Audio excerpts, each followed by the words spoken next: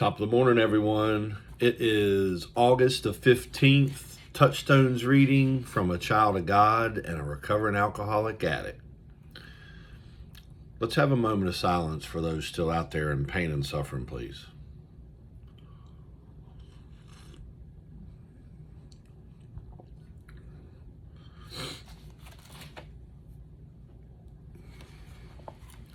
Thank you. A man's life is what his thoughts make it. That's from a gentleman that I don't know how to pronounce his last name. Marcus. Sorry.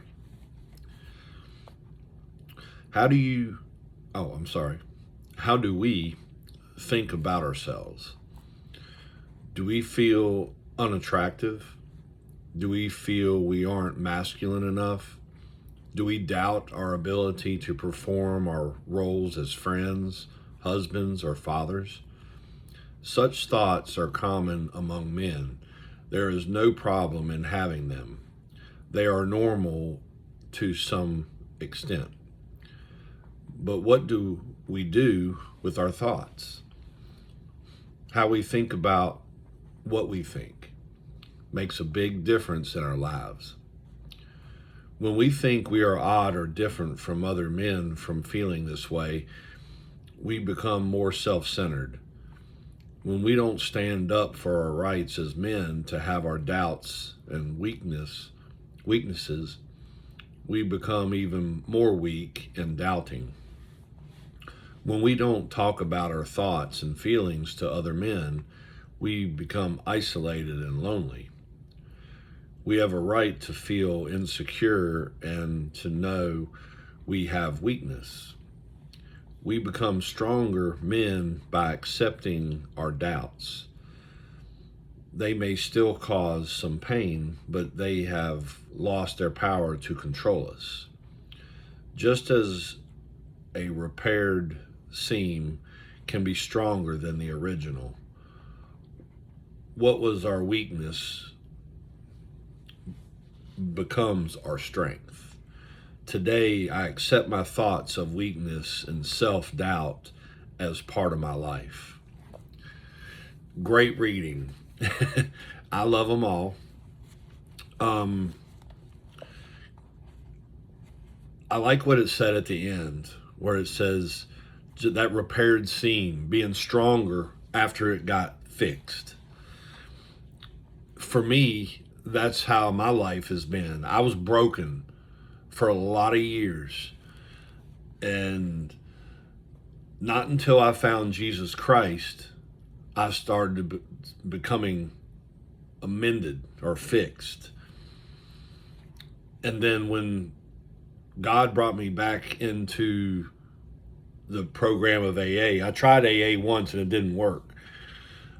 Because I didn't have God in my life and I wasn't going to meetings. But this time around, so far it's stuck, one day at a time.